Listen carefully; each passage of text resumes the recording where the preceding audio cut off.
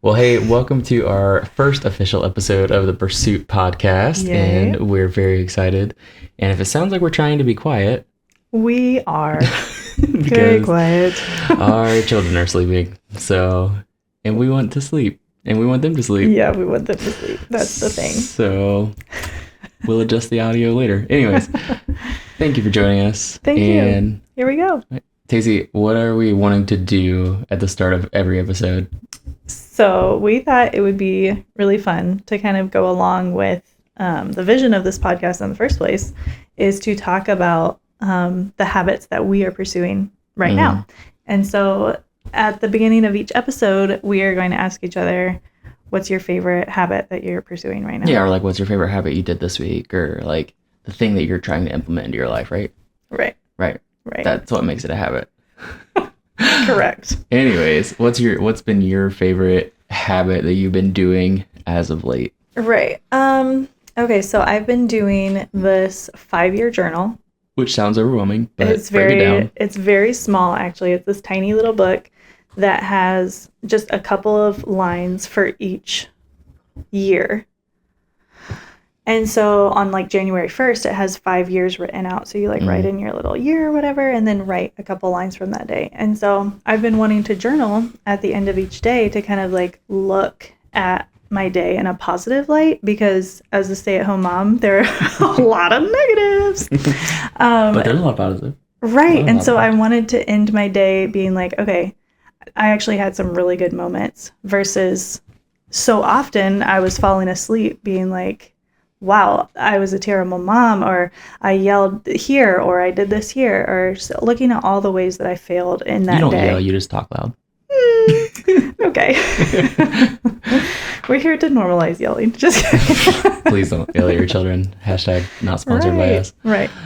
And so being able to journal that at the end of the day and remind myself that this was a good part. So one of my friends, shout out to Stephanie, recommended a 5-year journal to me. And that has been one of my favorite habits that I've added at the end of my day.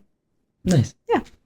You're welcome, by the way, for the Christmas present. Oh, okay. You just had to throw that in there. James got me the journal. Yes. Okay. Yes. Yeah.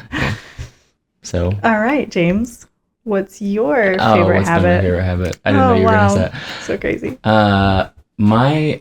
One of my favorite habits that I've been doing lately is I've been doing some, I don't want to call it life coaching, but kind of life coaching and ministry coaching for a while. And through that process, we've created life mission statements. Somebody's been coaching you. Yeah. Oh, I need it. But he has had us create life mission statements that don't necessarily just have to do with our work, but given in any context that we can apply these things to. So he challenged me to journal that first thing in the morning. And I've been doing that for close to 30 days now. First thing I do, I grab a cup of coffee and I journal my life mission statement. And then the same words every day. Same words every day. And it's good. It makes me make decisions throughout the day that align with that mission statement, to be disciplined and have integrity and to help others do the same and all that kind of stuff. So it's great. Are you wanting me to ask you what your mission No, I do statement not. We'll share it, I'm sure, later. But Okay. It's been really helpful. And along with that, I journal gratitude and prayer first thing in the morning. So things that I'm grateful for from the night before or the day before. And then things that I'm praying for currently. And Eliza just woke up. Yay. So pause. Okay, so that's real life. Putting the baby back down while you're trying to do something productive for yourself. But we're here. Over here. We're back. What seemed like 2 seconds for you was much longer than that for us. But it's okay. So with the habits that we just talked about, Yes. and pursuing things, right? Literally the name of this podcast. We found ourselves in a place of realizing that we, as well as so many others that we were doing life with and we were in community with, even just people that we were, kind of following on social media, realizing that so many of us were sick and tired of being sick and tired. Right. Dave Ramsey says that. You gotta be sick and tired of being sick and tired. Yeah, right. But at that applies more than just right to money. more than just financially. So Yeah. we kind of just started off as like a lot of conversations for us of being like, okay, we need to make some changes in our habits and in our routines. Is this it? I feel like so many times as parents, especially as young children, we kind of With young look children. around and we're like, okay, is this it? Like, is this all we have to look forward to every single day? Yeah, Of is just it like is it being in forward? pure misery? Yeah. And it's not that bad, but looking forward to changing diapers and making another meal and another snack. Like, is this it? Right. It can be Or so but redundant. and it's like, but everybody feels that way. Like, Yeah. I think, whether you've been in the same job for 30 years, or whatever, it's like you're asking yourself, is this it? Like, is this really it? Mhm. And I don't think it has to be, Right. but I think you have to create a life and pursue a life that isn't dictated by the season of life you're in or your Mhm. circumstances or whatever, and I think that goes back to you having to do the front work of that. Like, you have to know what you want to do, and you have to know how to change and have the conversations around change. Mhm. Because it doesn't just, no one gets to where they want to be on accident. Right. Like, it takes purpose. Mhm. Yeah. What? Just keep going. It's what it takes. It takes purpose. Yeah. And you have to pursue it. Like it, and I think too, for, we've talked a lot about, are you going to complain, or are you going to do something? Mhm. And I think so many of us get stuck in that complaint mindset of like, this is never going to change. This is never going to change. Mhm. Well, in order to create change, like, something has to change. Right. Like, if you want something to change, your inputs have to be different. Mhm. You can't just keep, what is it? Insanity is doing the same thing over and over again, expecting different results. Right. And it's like, yeah, you can't. Yeah. Are you blinking? She's My blinking. brain This just- is what happens when we try to do this after the kids go to bed. I know, it's so exhausting. But what would you say to someone that is fighting that battle of not even just starting new habits? Because I think people can sometimes see other people online or whatever and say like, oh my gosh, like, how did you get to where you're at? And it's not like anyone just flips a switch and Right. this is their life now. So I how do you think- battle that? I think first of all is like recognizing that like we can so easily become a victim to our circumstances. And we are speaking out of being parents of young children, but this, like you said earlier, seriously goes for any stage of life. And any circumstance that might be hard or a little bit uncomfortable, I feel like I saw this quote the other day that was like, as you get older, your search for comfort increases. And it's just so interesting because a lot of times as you get older, you become more comfortable, a little more lazy, like kind of like what we've been talking about, like above the age of 30, people don't sprint anymore. Oh yeah, it's like 95% of people once you hit the age of 30 never sprint again, Right. which is just like mind blowing to me. But So like using that for an example, that as we get older, we don't want to go outside when it's cold. We don't want to go play with our kids in the snow anymore. I do. We I want to sled. I want to sled. I want to snowboard. I want to sled. Yeah. okay, all but of it. do you know like we search for comfort Yeah, as we get older? pursue comfort because it as you get more money, as you get more established in your job, as your kids get older and they get easier, it is easier to be Whoa. like, it is easier to be like, let me sit back, let me enjoy my life again. And I still think like no matter how old you are, you still have, or no matter how old or how far gone you think your family might be, whatever, like you still have impact left. Like we think our lives are over at 30, 35, 40 years old. And you ask anyone over that age, hopefully they're like, no, like I still have breath in my lungs. And Right. and I think that's like for us, we want to establish that now to like be that age and be like, to encourage other people, like, no, like your life isn't over after you graduate high school. Like, Right. and that's what I feel like that's kind of what society like teaches you, is that like it all hinges on that 18 to like 24-year-old, and like it doesn't. Right. Like there's so many people that are successful Yeah.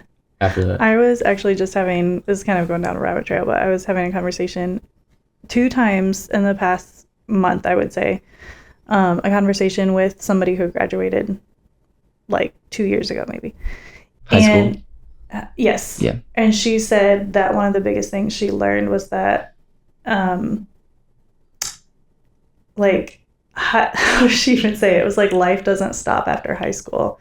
And so we have this like thing in our mind that like high school is like this little part and then the rest of life is this other little part, when in reality it all is just life.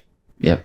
And so when it comes to habits and like creating them and being uncomfortable, we can so easily fall in a trap of like, I am not happy.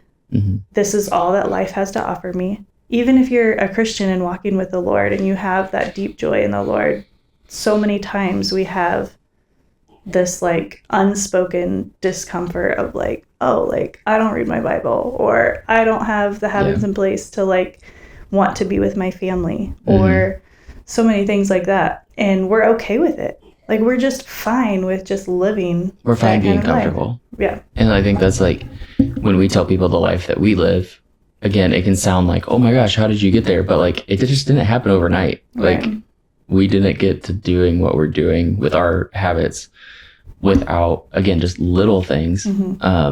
Like getting up before our kids. That's just game changing for us.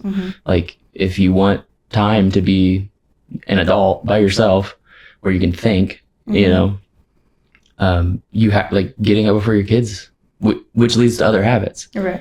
You know, there's a book called Habit Stacking, which is just kind of like creating micro habits to lead to bigger habits. And like one of those is like just getting off your phone before you go to bed. And that sounds so simple, but yeah, it allows your body to relax and not be constantly having input into your body, so your brain falls asleep faster. Okay, well now I'm going to sleep better, which means I can get up earlier, which means I can enjoy that time instead of waking up to your kids thinking they're the devil, when in all reality, you just need to sleep. Yes, yeah. I think that's the trick too, is looking at the cycle even deeper and looking at the root of your issue instead of just being like having shame that I can't get out of this rut that I'm in. Because I think so many times we're like, oh, we're so tired, I can't get up before my kids. Why can't you get up before your kids?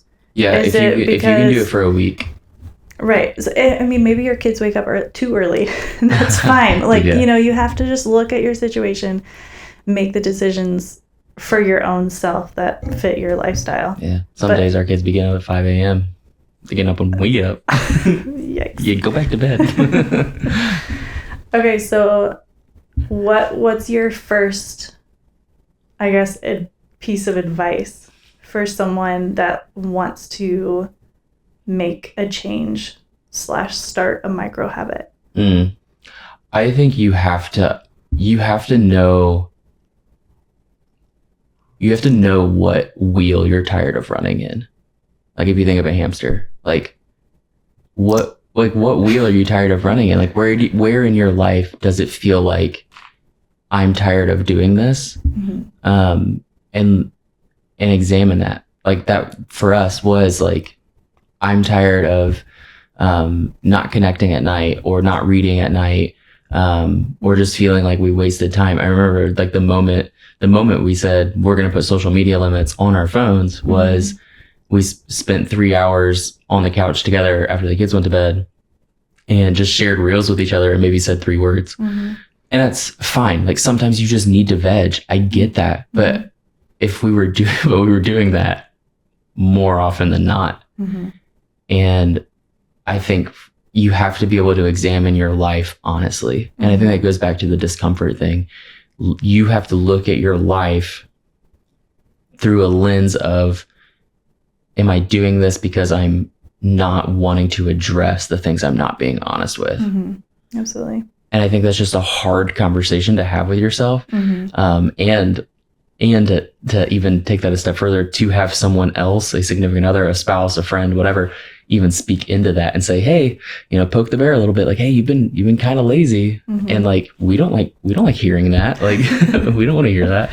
So I think being honest with where you're at, and taking the look in the mirror to say, I'm not okay with where I'm living. And you can do that at 20 or you can do that at 65. Like you still have life to live. But I think that's step one. And then I think you just have to figure out like the little things. Mhm. Like, again, setting social media limits on your phone, no matter the age, setting TV limits, no matter the age, like, Mhm. those things are huge. Like, those things are so big and they lead to so many other things. Mhm. I like sharing this because it's gross, but also like two, it's real life. Like, I literally have on my Habits app on my phone to brush my teeth twice a day because That's so gross. because it helps me just know that I'm building one habit that leads to just other life habits. Like, it gives Did me you brush your teeth today? this morning, and Great. I will brush my teeth before we go to bed. I'll make sure. Yes, you can hold me accountable for that. So I don't know. I don't know if that's like life-changing advice, but I just don't think we're honest with ourselves as a society. I think we hype ourselves up too much. We post the good side of everything, and we don't ever talk about the brushing our teeth twice a day. I think too, not to like pick on the church in America, but here we go. I think, we have like so much revolted against the like hustle culture, which is great. Yeah. We should be slowing down.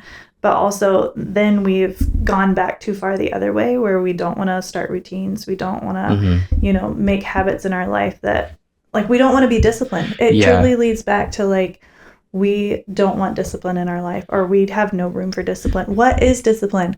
Yeah. And I feel like discipline, like that is one of the most needed things in following Christ. So you can't have. Yeah, we swung the pendulum from, hustle and bustle, climb the corporate ladder to no, like say your no and speak your peace and speak your truth and like, no, like love and all that kind of stuff and just be calm. And it's like, okay, we're not called to be monks. Like, I mean, yeah, but at the same time, like we hear the word discipline or we hear the word habit and we're like, oh, like you're just trying to like do a pyramid scheme and make money and blah, blah, blah. And it's like, no, like I'm trying to like be a person that has systems in my life that help me be better, to do better.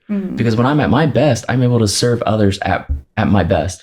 Versus if I'm not pouring into myself, if I'm not, I hate saying it, like if I'm not taking care of myself or self-love or whatever, like self-care, like then I'm not able to love other people the way that they deserve to be loved, the way that Christ would view them, as his, especially the church as his bride. Like I want to be able, especially in my role at my church, like I want to give our staff the best, that I have to offer. I want to give our congregants the best that they deserve. Like they're coming in and to the church, and I want to give them the best. I want to give my family the best, and I'm only going to give those people the best when I'm at my best. Yeah, for sure. Circling back to the yelling thing at our children, I guess just sharing a little bit of my story there, going along with what you were talking about. I really struggle with anger and being a gentle mother, and I mean, not like gentle parenting, just like right. Yeah. Oh yeah. Yeah, just being like a gentle parent. Okay, thanks for the clarification. Yeah. Not gentle parenting, a gentle parent.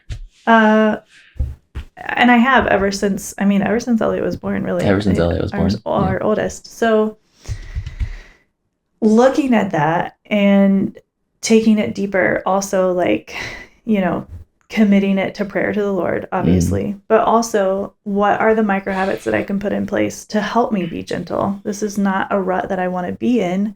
And so what are the steps I can take to be more gentle? One of those is getting up early.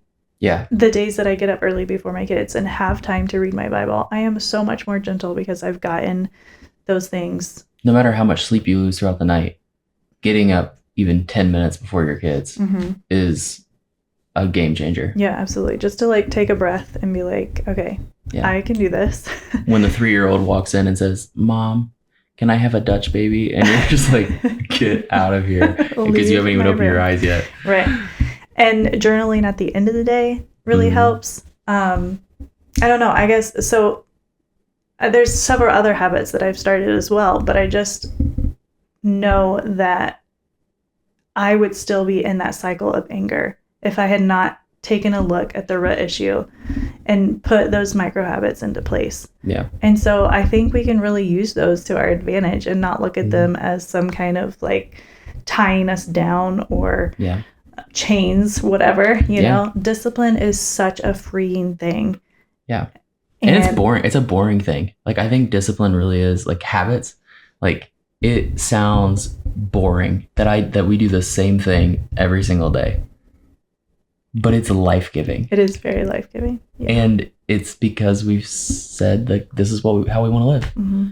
And it's so helpful. So don't underestimate the power of habit, right? Because it is truly life-changing. So I don't know. I think that's enough for the first episode, right? Yeah.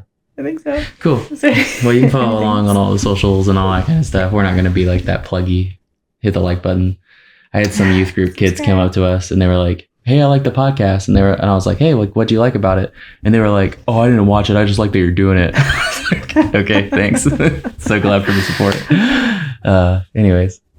All right. So to sum it up, what do we got to say? What? Stop complaining. Stop complaining. Take a hard look in the mirror and ask others. Like, truly ask others. If you're wanting to make changes in your life, ask people for honest feedback, because they'll tell you, right, whether you want to hear it or not.